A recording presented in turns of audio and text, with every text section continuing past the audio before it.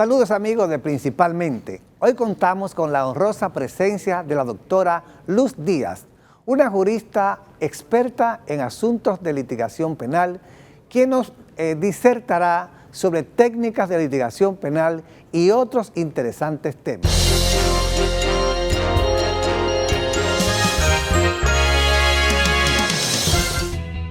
Desde el 1989, Seaboard se convierte en la primera generadora privada de energía de República Dominicana. En el 2012, reemplaza sus unidades de generación por la unidad Estrella del Mar 2, que opera con gas natural como combustible, armonizando con el medio ambiente y poniéndose a la vanguardia en la producción de energía limpia. Seaboard, comprometidos con la satisfacción de sus clientes, el desarrollo nacional y el medio ambiente.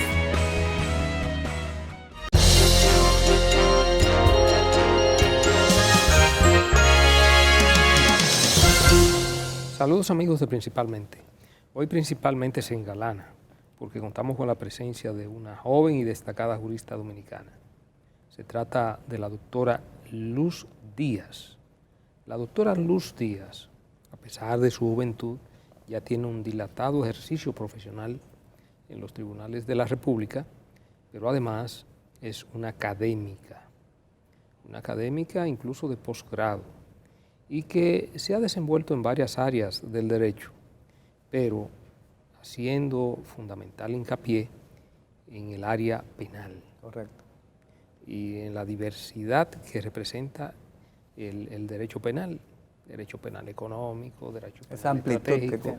Sí, todas las ramas del derecho. De manera que hoy tenemos un plato bien fuerte con esta destacadísima académica y también destacadísima abogado en ejercicio en los tribunales de la República. Bienvenida nueva vez, Luz. Muchísimas gracias, sí, o sea, ya estábamos recordando que hace un tiempo, ¿verdad?, que estuve por aquí y de verdad muy contenta de acudir a este llamado. Para mí es muy importante, gracias por todo eso que usted dice, sobre todo porque estoy, por la juventud, ¿verdad?, que me está atribuyendo, pero la verdad que para mí es un honor. Gracias, Luz.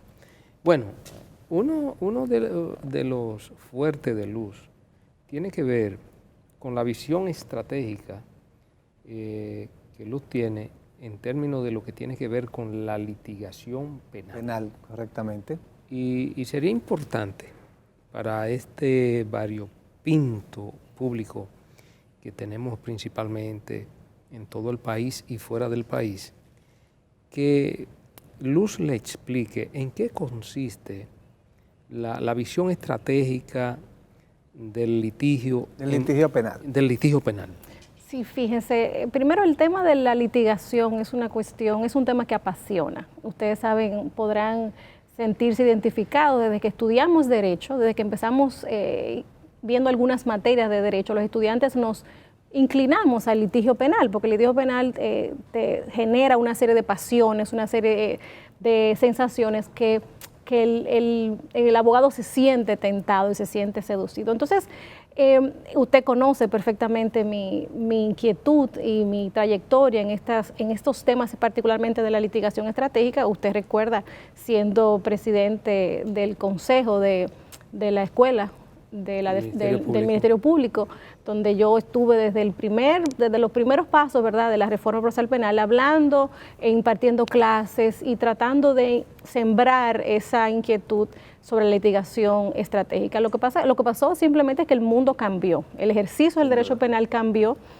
hace unos años ya con la reforma al sistema de justicia penal, no solamente con el Código Procesal Penal, sino con todas las normas que le son accesorias, y la forma de hacer las cosas, la forma de litigar también cambió.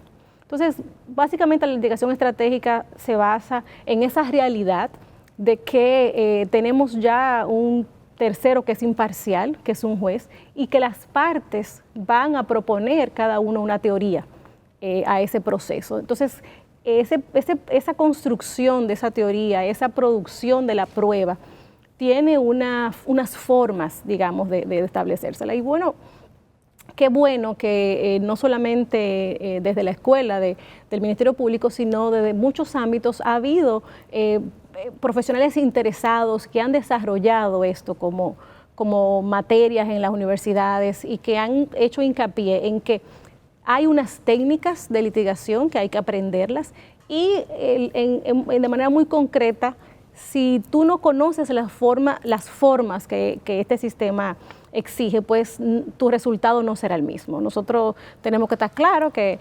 el juicio, aunque siempre, ¿verdad?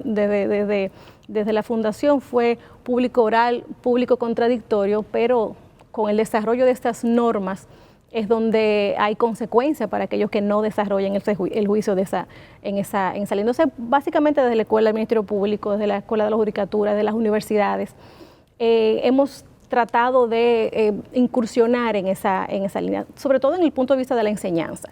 Nosotros entendemos que con la reforma, yo todavía le digo el nuevo Código Procesal Penal, porque parecería que no deja de ser nuevo, sobre todo cuando vemos los retos que implica la implementación, que todavía a tantos años vemos que está a prueba, que hay muchos temas que están a prueba. Que están pendientes, justamente. Entonces, bueno, en ese sentido, el profesional, el abogado penalista, que es lo que, ¿verdad? Humildemente, de lo que yo... la designación. Correctamente. Se ha visto en la obligación de poner a prueba esas técnicas, de ponerse a prueba, básicamente. Yo he tenido la oportunidad de litigar con grandes abogados, que básicamente es un honor para mí poder litigar con personas que tienen años en el ejercicio. No es que yo no tenga tantos, ¿verdad? Porque no quisiéramos hablar de ese tema ya que me dijeron que soy joven. Y estamos a un mismo nivel, en el sentido de que todos estamos aprendiendo todavía a hacer las cosas diferentes. De eso es lo que se trata. Se trata de una serie de técnicas, de herramientas, que fueron, digamos, implementadas a raíz de la reforma del Código Procesal Penal y de las normas que son accesorias, de cómo hacer las cosas en un juicio penal que obviamente si tú no te montas en esa dinámica, pues los resultados no van a ser los mismos. Entonces se trata de eso. Hemos estado dándole mucho apoyo a los operadores del sistema sobre todo. Y básicamente en eso estamos nosotros, muy, muy orgullosos, muy contentos de, a veces yo voy a los tribunales, profesor, y me encuentro con los fiscales a los cuales nosotros en la escuela pudimos tener como docentes y vemos cómo se ha ido desarrollando y equilibrando, digamos, las capacitaciones y las competencias de cada uno de los operadores. Magnífico. De acuerdo a estos señalamientos, podemos entonces afirmar que en nuestro sistema de justicia penal ha operado una transformación y una innovación estimable. Sí, definitivamente que sí. Fíjense, las reformas legales implican una serie de reformas o de ajustes que son accesorios. Generalmente cuando hablamos de la transformación de un sistema de justicia, hablamos de cambios en la norma. Correcto. Pero también hablamos de cambio en la forma de hacer las cosas, en la gestión de los operadores. Y eso es justamente lo que ha cambiado con la reforma del Código Procesal Penal, donde el proceso ha sido más transparente. El proceso de la gestión de cada operador ha sido más transparente porque usted puede determinar perfectamente en un juicio, sin ser un profesional, puede determinar quién está haciendo su trabajo, quién no está haciendo su trabajo. Y este juez, que ahora es un juez imparcial, pues tendrá que tomar una decisión sobre la base de lo que le presenten estos dos operadores. Claro, el desarrollo de los operadores es evidente. Es evidente, yo creo que las escuelas han hecho su trabajo. Yo creo que también los abogados, aunque no tienen un instituto como tienen los demás operadores, pero también tenemos un colegio, pero no tiene... Tenemos un colegio, pero no tenemos una escuela. La misma funcionalidad. Correcto, no tenemos una escuela en la cual recibir esas capacitaciones, pero cada uno ha procurado formarse. Y yo creo que los resultados están ahí. Estamos viendo juicios donde los procesos fluyen, donde hay sentencias que efectivamente se emiten en tiempos que son razonables, cosa que no ocurría en el pasado. O sea que yo creo que sí, que definitivamente hemos avanzado. Sí, ¿se pueden distinguir algunos rasgos destacados en el nuevo sistema respecto del antiguo que se pueda establecer no solamente a nivel de nosotros los juristas, Correcto. sino a nivel de la propia población, cuando se desarrolla un proceso penal. Sí, mire, por eso yo decía, si es cierto que nosotros, nuestro sistema contaba con un diseño del juicio constitucional como un juicio oral, público y contradictorio, lo que ha ocurrido es que esos principios se han hecho mucho más, digamos, conectados con el proceso. Yo le voy a hacer un ejemplo en particular. El juicio es oral, es público y contradictorio y obviamente las reglas de la inmediación, que no es más que todo lo que el juez toma en cuenta debe ser producido por las partes en ese momento, ¿verdad? Lo que se hablaba en el antiguo sistema también, pero correcto, ahora con más significación. Ahora con más significación y con unas consecuencias claras. Correcto. Cuando usted habla de que el juicio es oral, es que todas las prácticas antiguas de formalismos, de construcción de un expediente previo al desarrollo del juicio, esto ha quedado prohibido y las consecuencias es que son inadmisibles. O sea que si bien tenemos el mismo diseño de juicio, lo que ha traído la norma y estas nuevas, las normas que lo desarrolla, como por ejemplo las resoluciones de la Suprema Corte de Justicia, que dicen cómo se incorporan las pruebas, correcto, cuáles son los mecanismos aceptables para la producción de las pruebas, le dicen a los operadores que eso que estaba solamente en el diseño constitucional tiene una forma de hacerse y tiene consecuencias para su inobservancia. O sea que es aterrizar, si se quiere, ese diseño constitucional que teníamos teórico, en abstracto, sí, totalmente. Entonces, ahora que tenemos algunos procesos interesantísimos donde las redes sociales han dinamizado lo que es la información, donde tenemos juicios que son mediatizados.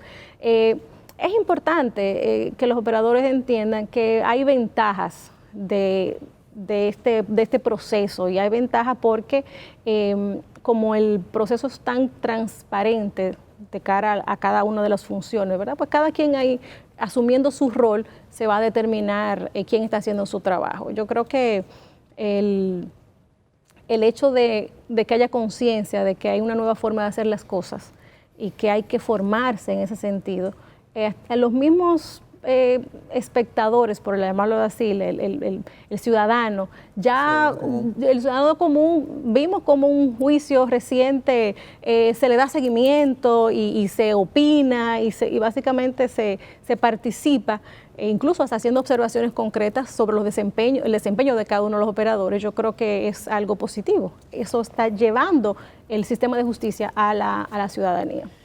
Precisamente, profesora Luz, hablando ya de esa mediatización de los juicios, sobre todo los juicios más mediáticos son los juicios de carácter penal, donde incluso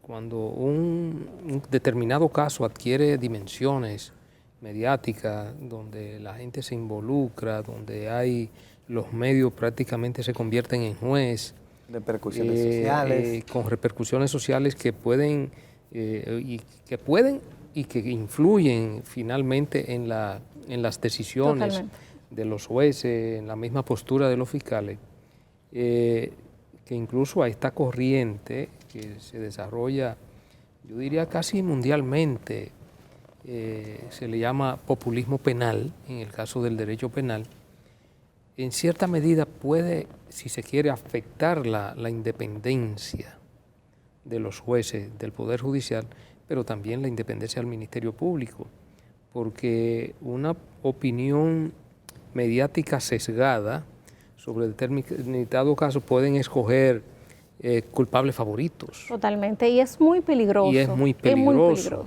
Estaríamos, sin quererlo, retrocediendo a los tiempos medievales, a los tiempos de la ordalía, sí, donde la gente se entraba a la hoguera y si quedaba vivo, bueno, era inocente.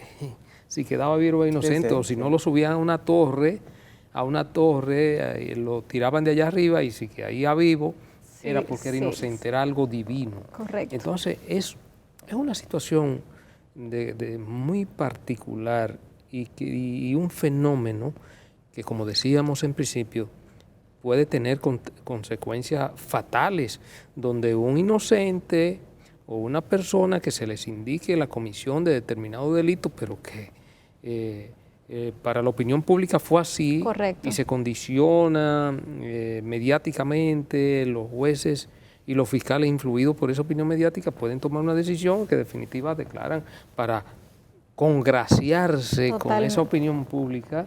Totalmente. Con esa muchedumbre predispuesta, pueden sucumbir ante ello y condenar a un inocente. Totalmente. ¿Cómo podemos abordar esta situación?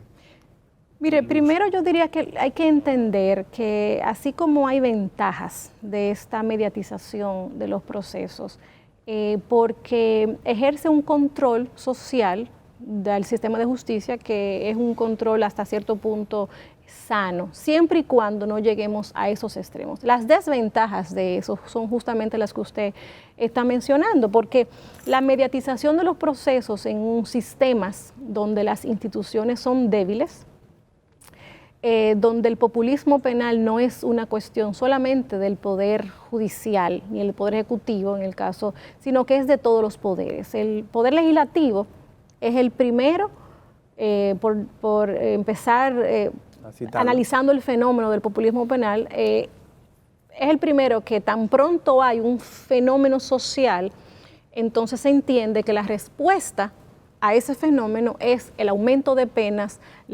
Usted sabe muy bien que la discusión sobre la pena de muerte en este país es cíclica, o sea, cada cierto tiempo, y surge el tema. Exactamente, hay amigos queridos que me dicen, yo tengo unos cuantos artículos guardados, porque yo sé que cada cierto tiempo viene tal tema en particular. El poder legislativo es uno que generalmente, o en muchos casos, se hace eco de ese populismo penal. El poder judicial y el poder el poder ejecutivo, en este caso, digamos, en su hombro o su brazo persecutor, que es el Ministerio Público. Entonces, yo creo que el fortalecimiento de las instituciones, profesor, es un tema, es la clave.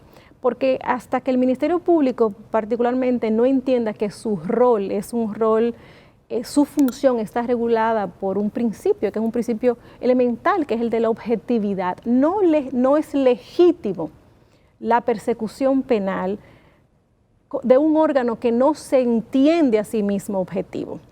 Correcto. Y que no se entiende a sí mismo objetivo implica que hay una tendencia, ¿verdad?, por ciertos estímulos o ciertas motivaciones, como en la opinión pública particularmente, a acusar, a perseguir, cuando el rol del Ministerio Público es perseguir siempre y cuando respete esos principios de objetividad. La verdad que es penoso, y ya yéndonos al Poder Judicial, como también el otro poder que se hace también, en muchos casos incurre en la misma corriente del populismo, es que dice, bueno, yo tengo jueces, profesor, que dicen es más fácil, es más potable condenar que descargar. Y bueno, por condenar nadie ha ido preso, por descargar hay procesos judiciales, procesos de disciplinarios abiertos, o sea que hay un reto importante del fortalecimiento de cada uno de esos operadores. Por eso no podemos penalizar la apertura de los procesos, sobre todo en casos donde la corriente internacional es justamente a permitir ese control social, casos por ejemplo de corrupción, donde hay una necesidad de ese control social, pero con instituciones débiles, con instituciones que no tengan claro su rol, hablando claramente el tema del populismo, es peligrosísimo. Cuando nosotros no tenemos conciencia de que no es acusar por acusar, es acusar sobre la base de una investigación objetiva que ha descartado todas las variables, las posibilidades de defensa, porque para los oyentes que no conocen estos términos, la objetividad quiere decir que el Ministerio Público está obligado a buscar, a procurar y a... La determinación del hecho delictivo. Las pruebas de cargo como la de descargo, claro. Las que beneficien al imputado también son función del Ministerio Público. Y eso correcto. es un tema que nosotros en casos anteriores hemos discutido y hemos defendido a capa y espada, en el sentido de que esa es la exigencia que se le debe de hacer al Ministerio Público.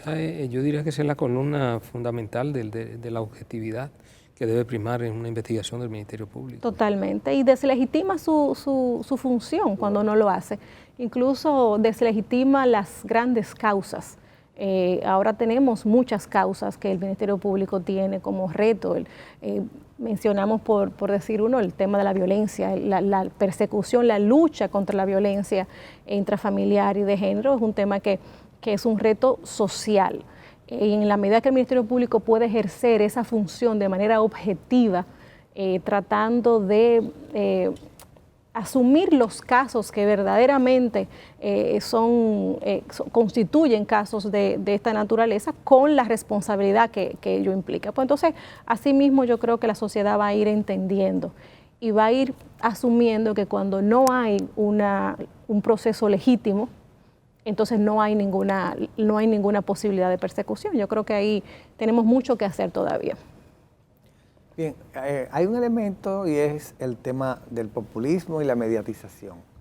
Esto en el sistema actual, con la instauración de unas normas exigentes, unas normas estrictas que deben de ser aplicables en el juicio penal, no vienen tornándose más restringidas frente a este marco legal de exigencias que se imponen tanto al juez que juzga y a las partes que naturalmente participan en el proceso. Claro, yo creo que cada día el proceso penal se convierte en un ejercicio más concreto. Las exigencias de la litigación en materia penal cada día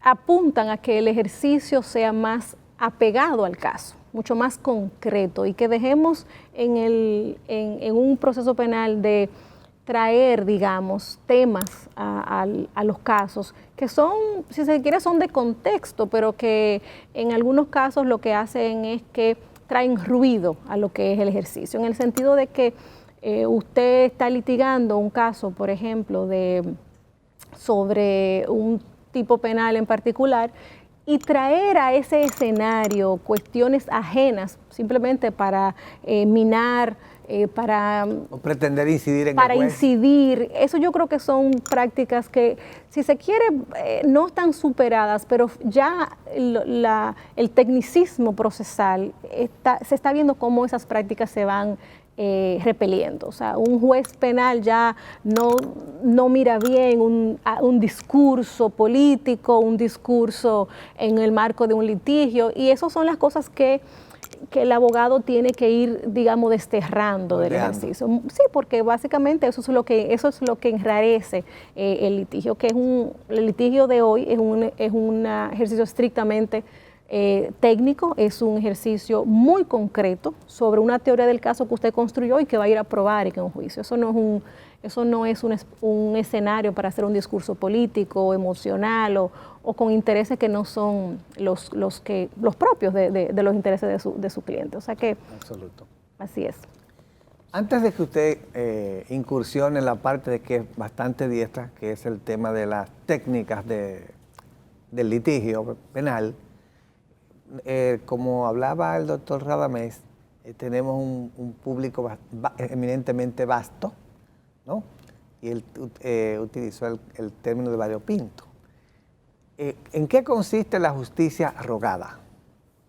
Bueno, la justicia rogada es si se quiere decir, para ponerlo de manera muy llana, es que el juez es un tercero imparcial.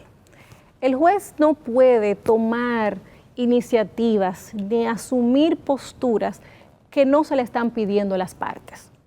Eso es una cuestión muy importante, sobre todo en el marco del litigio, porque la inmediación, que es una de las reglas de la litigación penal, implica que el juez solamente podrá decidir sobre lo que las partes le traen al proceso. Entonces, la justicia rogada quiere decir, bueno, mire, yo soy un tercero imparcial, el juez. Yo solamente podré responder lo que usted me pida, lo que usted me pregunte. Yo no puedo de oficio estar, digamos, fallando o otorgándole cuestiones que usted no me ha solicitado. Eso en términos llanos. Y por eso es que hay una gran responsabilidad del operador, del litigante, en este caso el litigante penal, porque si usted no hace su trabajo de solicitar lo que usted requiere, de producir la prueba que usted necesita, el juez no se lo va a poder suplir. O sea que básicamente eso, a eso es lo que se refiere. Bien, Perfecto. Fran, vamos a aprovechar para hacer una primera pausa. En el próximo segmento vamos a seguir tratando este y otro tema de interés.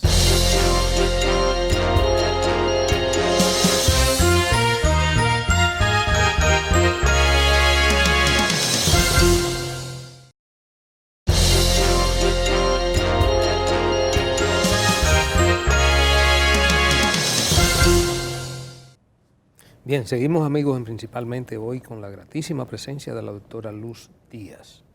Bueno, estábamos hablando de la litigación estratégica y otros temas que desarrollamos de manera tangencial y que seguiremos hablando sobre lo mismo.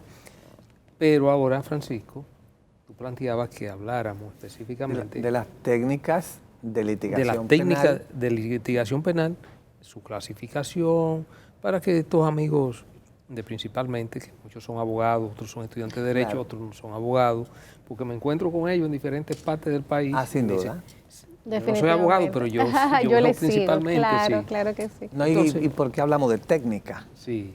Al mismo tiempo. Porque entonces, bueno, la terminología. Es bueno que la profesora que maneja eso, que yo lo sé, que tengo constancia, porque en la escuela del Ministerio Público obviamente se destacó y por eso hoy goza de un prestigio en el Ministerio Público, porque claro, la mayoría de los fiscales pasaron por su mano. La profesora le defina a este público principalmente y le clasifique las técnicas de litigación y le dé una explicación somera de cada una de ellas. Claro, bueno, yo, claro, en las aulas también le trato de aterrizar de lo que se trata esto. Si hacemos el símil con el juego de béisbol, que yo creo que nosotros los dominicanos lo entendemos claramente. Indudablemente. Yo les digo a los que me preguntan, bueno, mira, vamos a imaginarnos que tú tienes un manual de béisbol y tú tienes un manual y tú lees todas las reglas y tú conoces cuando se trata de un foul, cuando se trata de un out, cuando tú hablas de técnicas de litigación, de lo que se trata es de tu poder, después de que tú conoces ese manual de juego, es tú efectivamente ponerte en el lugar de juego, tomar un bate y golpear una pelota. Correcto. Cada caso, vamos a decir que cada caso implica una serie de actividades para tú poder desarrollarlo exitosamente, porque ya la época del abogado con una obligación de resultados, yo creo que todos estamos de acuerdo que la hemos superado. En estos tiempos el abogado tiene que entenderse comprometido con el resultado de su cliente, y si bien es cierto que nosotros nunca podemos asegurar una decisión, asumir una obligación per se de resultado. Porque la verdad que no podemos asumirla, pero la obligación es de medios. Es de medios, definitivamente, pero nuestro esfuerzo es como si fuese de resultado. El reto, correctamente, como uno le puede decir a un cliente de que bueno, nos fue muy bien, pero como yo lo que queríamos era participar, como decíamos, le decíamos a los hijos nuestros en los deportes, bueno, lo importante es participar. El abogado en realidad defiende los intereses de su cliente y lo que quiere es poderle solucionar un conflicto. Correcto. Entonces, las técnicas de litigación inician desde el momento de la planificación de un caso. O sea, hay una forma de planificar el caso desde que usted construye una teoría y esa es la teoría que usted va a construir, digamos, a elaborar a medida que va pasando el tiempo con la investigación, y es la misma teoría que su versión de lo que usted propone, es la teoría que usted va a desarrollar en el juicio. Entonces, las primeras de estas técnicas de litigación es la forma de planificar y organizar su caso. Ahí en la docencia nosotros hablamos mucho de la construcción de la teoría del caso, cuáles son los elementos de esa teoría del caso, que es tan sencillo como usted recibe información de su cliente, pero usted tiene que organizar esa información en cuanto a los elementos fácticos, jurídicos y probatorios, y cómo eso usted lo va a producir en el juicio. Ya vienen otras técnicas que son las técnicas para la incorporación de la prueba. Cada prueba, y esto es importante que lo sepan, tiene su forma de ser incorporada. Un documento se incorpora de una manera y un testimonio tiene su forma de incorporarse. Y aún en cada uno de esa tipología de pruebas, el testimonio tiene una serie de aspectos que usted tiene que conocer para poder ser un interrogador exitoso. Como base de cuestionamiento. Correcto, o un contrainterrogador exitoso. O sea que es ahí diríamos que está en el segundo grande paquete de técnicas, que son cómo usted incorporar la prueba. Y luego la tercera, vamos a decir, gran división que podemos llamar nosotros las técnicas de litigación, es cómo usted puede armar ese rompecabezas que se produjo a través del juicio y presentar entonces unas conclusiones que sean lógicas, que sean coherentes, y no solamente que sean conforme su teoría, sino que sea la mejor opción frente a lo que se produjo en el juicio. Entonces, es súper interesante porque la verdad que pasamos de leer un código a describir cuáles son los elementos de prueba, cuáles son los criterios de admisibilidad, a realmente y de manera muy concreta tratar de incorporar esas pruebas a través de preguntas, a través de los mecanismos que establece las resoluciones de la Suprema Corte de Justicia, que son las que regulan. Entonces, si usted me dice qué son las técnicas de litigación, pues justamente son esas nuevas formas de hacer las cosas que hacen una gran diferencia. Y yo creo que cuando usted ve un programa de televisión, una película, que usted ve sobre todo en los países anglosajones, que usted presencia un interrogatorio, como el fiscal o como el demandante en este caso hace preguntas. Correcto. Y cómo la otra parte puede hacer oposición, objeción a esas preguntas. Esa dinámica tiene unas... novedosa para nosotros.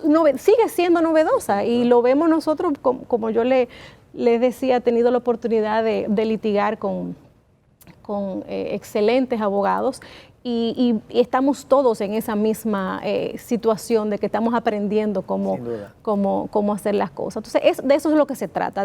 Se trata es de identificar cada una de estas herramientas que están previstas, digamos, para los operadores y desarrollarlas. La litigación es un músculo que si usted no lo ejercita, pues se atrofia. Entonces, básicamente, nosotros hemos estado insistiendo mucho con todo el proceso, sobre todo desde la escuela del Ministerio Público, trabajando con los operadores en ese entrenamiento, lo llamamos nosotros así, un campo de entrenamiento para que estos operadores puedan organizar adecuadamente la información, que sepan cómo incorporar cada uno de los elementos de acuerdo al tipo y que puedan tener una comunicación efectiva de lo que es su teoría. Se dice que en estos tiempos la litigación no solamente es narrar, sino persuadir. En ese último momento donde usted produce la prueba, pero tiene que saber cómo organizar esa información para persuadir al juez, que es quien lo está escuchando. Okay. Ella está efectuando unos señalamientos interesantes. Y cualquiera puede interpretar que la técnica es como una creatividad procesal individual mía, que se me ocurre desarrollar en un juicio penal. Pero yo escuché posteriormente un señalamiento que ella señalaba, se encuentran previstas. No, son reglas. Eso significa que son reglas legales, reglas procesales. Correcto. Hay reglas procesales que son propiamente dichas. Hay directrices o guías que ha emitido la Suprema Corte de Justicia en su poder reglamentario, donde le dice al operador cómo una prueba debe de ser incorporada. Y nosotros podemos ver la diferencia en el desempeño de un operador, en que la forma de usted tratar de incorporar una misma prueba. Esa forma puede usted impedirle la producción o se le puede admitir. Porque, por ejemplo, los documentos deben ser primero acreditados, se le llama, que es básicamente asegurarse que ese documento, la persona que está ahí, que usted le va a hacer la pregunta, conoce de ese documento. Si usted no hace ese proceso previo de la acreditación, cuando usted quiere incorporar el documento, usted posiblemente, si estoy yo del otro lado, claro, o alguien que conoce, le va a objetar esa incorporación. Entonces, no es una creatividad del litigante, sino que son reglas previstas, sobre todo son mejores prácticas sugeridas por la Suprema Corte de Justicia que se han convertido ya en normas y los operadores, sobre todo los jueces, cada día más, todavía vemos incluso en procesos que tenemos acceso que tienen muchísimas limitaciones todavía, como todos nosotros, porque estamos en el mismo proceso, pero cada día más están en esta dinámica de conocer esas técnicas de litigación, las reglas de la incorporación de la prueba principalmente, y ese es el reto que tenemos todos los demás. ¿Qué pasaría entonces cuando una prueba escrita no puede ser acreditada por vía testimonial? ¿El juez la excluye o realmente puede admitirse? Es interesantísimo porque en ese asunto en particular ha habido muchos debates, porque la prueba documental sigue siendo una prueba. Así es. En el proceso vigente digamos, de sana crítica, que es el régimen, digamos, de valoración de la prueba, no hay prueba tasada. Quiere decir que una prueba no es que vale más que otra. Las pruebas solamente se pesan en cuanto a su credibilidad. ¿Qué es lo que va a ocurrir con ese documento? Un documento es admisible, aunque no tenga un testigo para su incorporación. Hay una sugerencia que habla del testigo idóneo.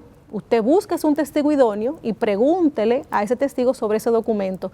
Pero ese documento debe ser admitido. Ahora bien, la credibilidad de ese documento no será la misma frente al juez a un documento que entra puro y simple como una prueba documental a un documento que ha sido reconocido por un testigo, discutido por el testigo y, digamos, corroborado. Entonces, si se quiere, son los detalles que usted dice, admisible siempre será admisible.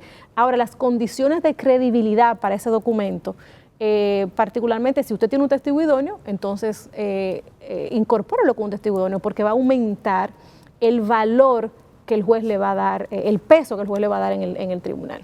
Pero también es importante, considero yo, Luz, la forma en que se haya conseguido esa prueba. Correcto. Si esa prueba ha sido recopilada de manera lícita, respetando todo el debido proceso, porque una prueba que se incorpore, aunque sea una prueba, pero se haya obtenido de manera ilícita, entonces surge un serio cuestionamiento hacia esa prueba. Totalmente. Los criterios de admisibilidad de la prueba son varios. El primero de ellos es la cuestión de legalidad. La legalidad. Es un tema de legalidad. Y la legalidad implica que la prueba debe haber sido obtenida o producida conforme las reglas previstas para eso. Si es una prueba que está sujeta a la protección del secreto bancario, por ejemplo, usted nunca podrá incorporar una información bancaria si no tiene una orden judicial que ha sido su causa, que ha sido el resultado de una orden judicial. Entonces, empezando desde ahí, de lo que es la legalidad, que es los primeros de los criterios para la admisibilidad de la prueba, pero también está entonces el tema de la pertinencia. Aquí hay una discusión interesantísima ahora de que si una persona en un proceso penal puede simplemente citar a todo o ofrecer como testigo a todo el mundo que se le ocurra. Y básicamente uno de los criterios para admisibilidad de la prueba está en la pertinencia. Esa prueba tiene que ser pertinente. Y habemos, ¿verdad? Hay a lo mejor algunos abogados que tienden a complejizar los procesos y decir, bueno, yo tengo este proceso, yo voy a aprovechar el proceso para citar a 18 personas que a lo mejor no tienen Nada que ver. Nada que ver Están con- Ni nada que desconectadas aportar. totalmente, Correcto, son que ni extraños. siquiera responden al concepto de testigo, porque el testigo es aquella persona que ha percibido a sus través de sus sentidos, sentidos una situación de interés para ese proceso. Entonces, vemos como en la prensa, en los medios de comunicación, se discuten temas que tienen mucho que ver con, o que tienen una solución concreta en cuanto a las reglas de la producción de la prueba en el juicio, básicamente. Muy bien. En este nuevo esquema que usted está describiendo con mucha destreza, se habla de cadena de custodia. ¿Qué puede entenderse por cadena de custodia en un juicio penal? Es que Correcto. verdaderamente hay algunas supervisiones especiales que se Correcto. custodian. ¿Qué significa? Correcto, ¿Qué implica eso? correcto. La cadena de custodia no es más que asegurarle al juez que lo que usted trajo aquí es efectivamente aquello que usted dice que trajo. Y le voy a poner un ejemplo muy concreto. Hablando de, por ejemplo, la legalidad de un registro, de un domicilio. Para usted registrar un domicilio, para hacer un allanamiento, ¿verdad? El allanamiento tiene que estar precedido de una orden judicial. Eso es lo que hablaba el profesor sobre la legalidad. Cualquier cosa que usted recoja en un lugar sin una orden judicial en esas condiciones es ilegal.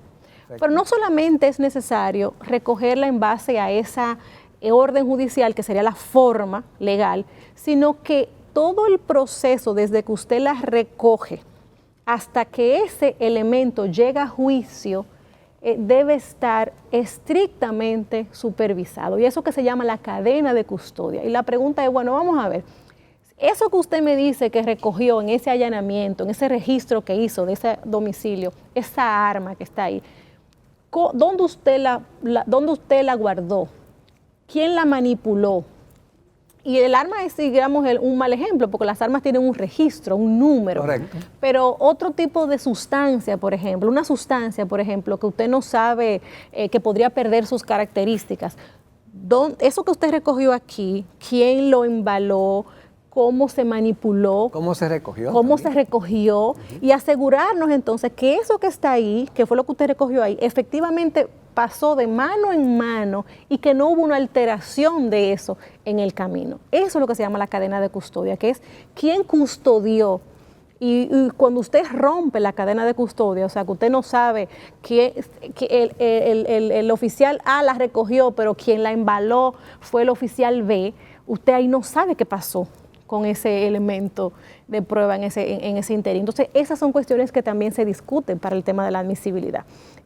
Sobre todo muchos temas de sustancias controladas, donde eso es tan importante porque justamente de eso es lo que se trata. O sea que eso también son cuestiones que en el juicio dan a mucha discusión y que el litigante tiene muchísimas herramientas para poder atacar e impugnar esas prácticas, ¿verdad? Ese proceso de Y custodia. por ende la inobservancia a la cadena de custodia pues acarrea consecuencias. Acarrearía exactamente Hay un tipo de consecuencias. prueba que es muy recurrente hoy día en los procesos modernos y en los procesos actuales, que tiene que ver con las intercepciones telefónicas, sobre todo cuando se trata de investigación de carácter penal. Correcto. A veces el órgano persecutor interviene un teléfono suponiendo que ese teléfono pertenece a una persona que está siendo perseguida y le propone en la solicitud de orden de intercepción al magistrado ese teléfono como que es para X persona. Ese teléfono pertenece a X persona que está siendo investigada por tales hechos, pero sucede y viene a ser que ese teléfono no es de esa X persona, sino de otra persona que se utiliza y obviamente el juez, confiando en la integridad del órgano persecutor, pues emite la orden, autoriza la orden. Aparentemente esta es una solicitud y una válida. orden válida, lícita, pero sucede que esa persona no tiene que ver absolutamente nada con la supuesta investigación que se está realizando y que no es a él inclusive quien se está investigando, pero sin embargo se tiene su teléfono interceptado. Sí, es una práctica, digamos, muy lamentable porque hemos visto que es una práctica que, aunque ha habido controles, se ha intentado, ¿verdad?, controlar, pero es difícil poder equilibrar, hacer un justo equilibrio entre la colaboración del Poder Judicial a una investigación legítima que amerita una cierta respuesta a los controles propios que deben tener para preservar esos derechos de esos ciudadanos. Correcto. Yo diría que las sanciones están ahí, es el uso que se le podría dar a esa información que se está obteniendo. De verdad que yo creo mucho en el sistema de consecuencias. Yo creo mucho en que los casos de desviaciones o de mal uso de las facultades de los operadores debe tener consecuencias. Entonces, yo creo que empezando para poder erradicar esas prácticas, tenemos que investigar esas prácticas, tenemos que investigar, bueno, los casos donde ha habido un mal uso de esa facultad que tiene el Ministerio Público, de esa credibilidad. Fíjense que el Ministerio Público es una autoridad. Sin duda.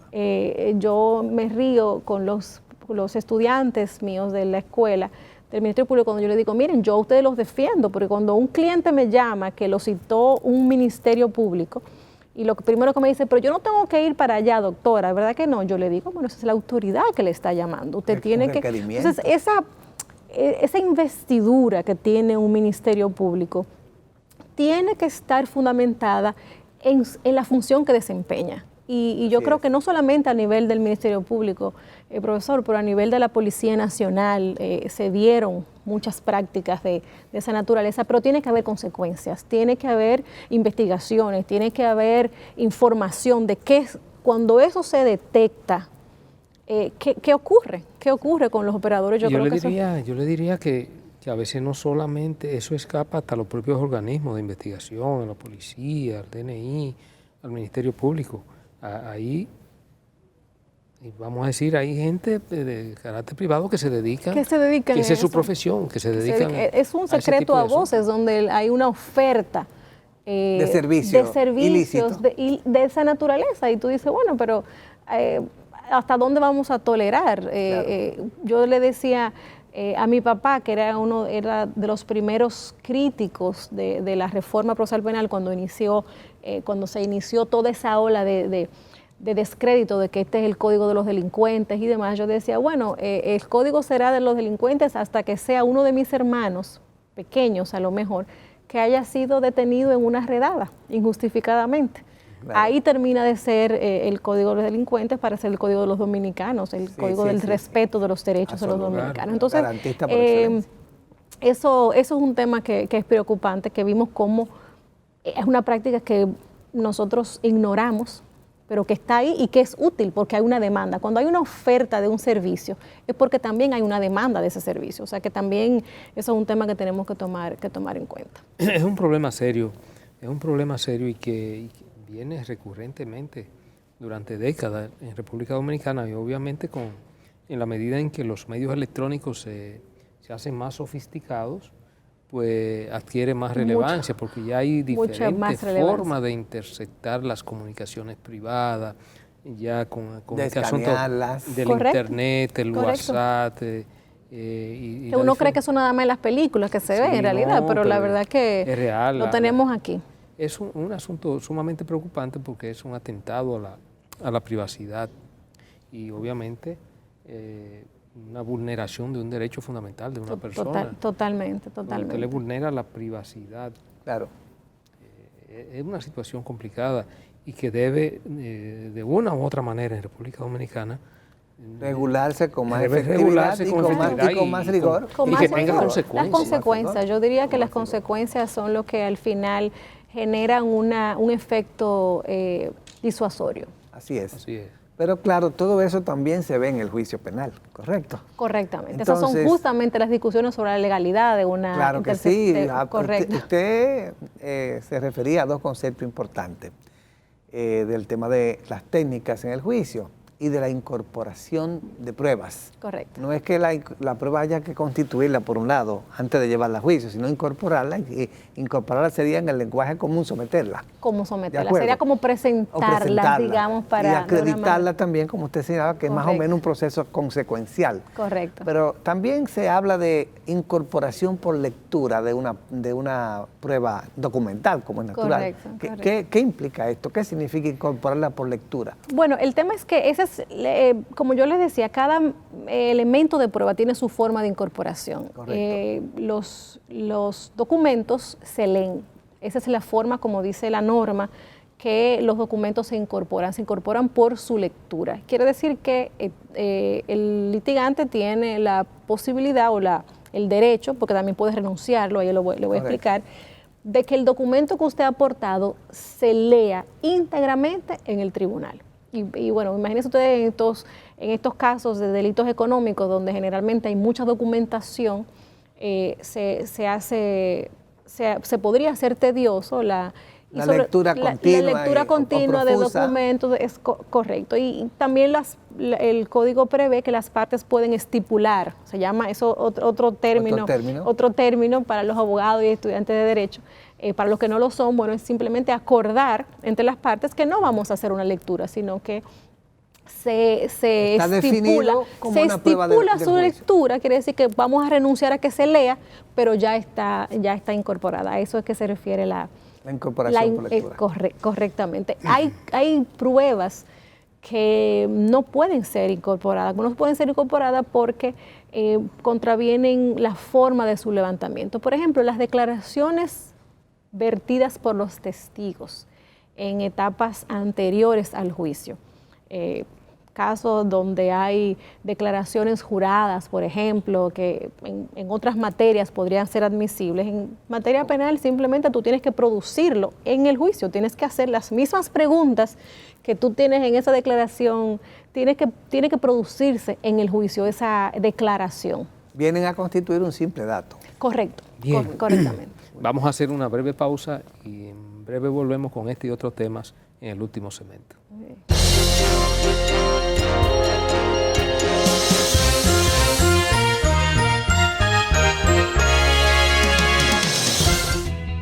Desde el 1989, Seaboard se convierte en la primera generadora privada de energía de República Dominicana.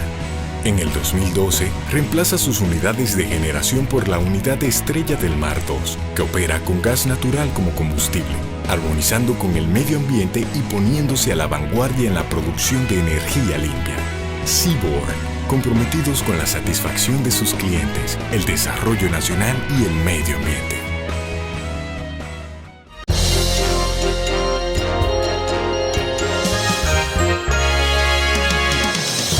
Bien, seguimos amigos en Principalmente. Hoy bien, con la gratísima presencia de la doctora Luz Díaz.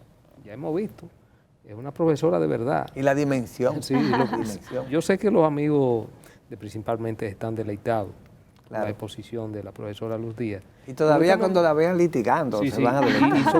Y sobre todo un tema tan apasionante como ese, le decíamos fuera de cámara, el tema de las pruebas. Que tendremos luego que hacer otro programa más amplio con Luz, porque habíamos acordado también abordar el derecho penal económico. Claro. Para que Luz lo explique de manera, vamos a decir, resumida, en qué consiste el derecho penal económico, cuál es su dimensión al día de hoy y sobre todo que se producen en esa materia, en el derecho penal económico, casos que son emblemáticos y que tienen carácter, de lo que hablábamos en principio, un carácter mediático, dimensional, increíble. Correcto. El derecho penal económico, su influencia hoy día, Luz. Bueno, la nueva normativa.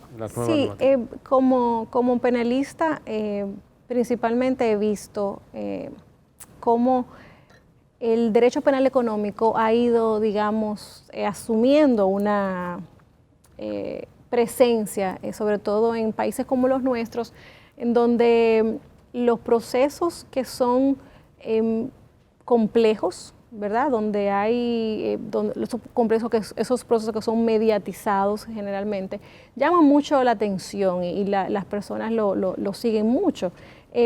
primero hay un fenómeno que yo creo que no es exclusivo, afirmo que no es exclusivo de la República Dominicana, que es la penalización de los negocios. La verdad que por populismo en algunos casos, ¿verdad? Y por tratando de buscar medidas realmente efectivas para combatir ciertas prácticas, el legislador ha tenido la tendencia de sancionar penalmente muchas conductas que anteriormente eran prácticas de comercio que se consideraban prácticas, digamos, en algunos casos desleales, ¿verdad? Pero ha ido penalizando una serie de cosas. Ese es, por ejemplo, el caso de los delitos societarios. Correcto. El derecho penal económico ha hecho un abordaje de las relaciones entre los socios de la sociedad desde el punto de vista penal, en donde la ley de sociedades dominicana tiene un número, nosotros tratamos de hacer un cálculo el otro día y son muchísimos delitos, muchísimas cuestiones que ahora tienen una sanción penal. Y yo no me quejo porque al final, ¿verdad? Nosotros somos penalistas y básicamente amplía la cobertura, correcto. Pero el derecho penal económico no es más que, sobre todo para los que nos escuchan y nos ven que no son abogados, son esos delitos que no necesariamente afectan a una sola persona. Hay delitos que tienen un bien jurídico protegido muy claro. O sea, ¿qué es lo que protege un delito? ¿Qué es lo que quiere preservar el legislador cuando castiga el homicidio? Lo que está haciendo es que protege la vida. Y eso es un valor eso es un bien jurídico que es individual, la vida de fulano.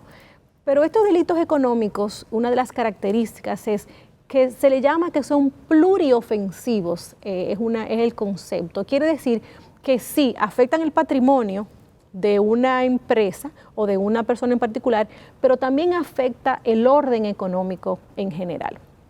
Cuando usted habla de corrupción, por ejemplo, en sus diferentes vertientes, cuando usted habla de corrupción, es un delito que atañe eventualmente, ¿verdad? Atañe al Estado, que es la víctima, pero eso se multiplica porque esos recursos que son distraídos de las arcas públicas, pues afectan a una serie de personas. Entonces, por eso se llaman delitos pluriofensivos. En el caso de las empresas particularmente, la empresa es un ente económico. Entonces, cualquier afectación a una empresa tiene repercusiones. La empresa tiene empleados, tiene suplidores, tiene clientes. Entonces, la afectación a ese núcleo de la economía tiene unas implicaciones. Por eso se llama delitos de derecho penal económico. Y esa es, digamos, una de las características. Nosotros podemos ver cómo República Dominicana también ha ido recogiendo una serie de conductas, actualizando y modernizando su legislación penal y tipificando, quiere decir, sancionando conductas de manera progresiva. Y podemos nosotros hablar, la ley de sociedades es una, pero, por ejemplo, las leyes, la ley de lavado de activos, perfecto, por ejemplo, más abarcativa. Que si bien es cierto, es un tipo penal que existía, la ley del 2017 lo que hace es que pone una sombrilla mayor a cuáles delitos se consideran como delitos precedentes para usted poder perseguir por lavado de activos. Entonces, digamos, la ley de comercio ilícito, que es una de las últimas legislaciones de derecho penal económico, esa es del año pasado, el año recién pasado, el 2019, donde se tipifican una serie de prácticas como la falsificación de productos, como el contrabando, que son si bien es cierto que afectan a una empresa en particular, la falsificación de un producto podría implicar una afectación patrimonial a una empresa, pero esa falsificación podría significar también la afectación de la salud, si no tiene, porque no tiene ese producto los controles sanitarios adecuados. Entonces, a eso es que nosotros nos referimos con el derecho penal económico. Luz, no podemos concluir ya esta última parte y final del programa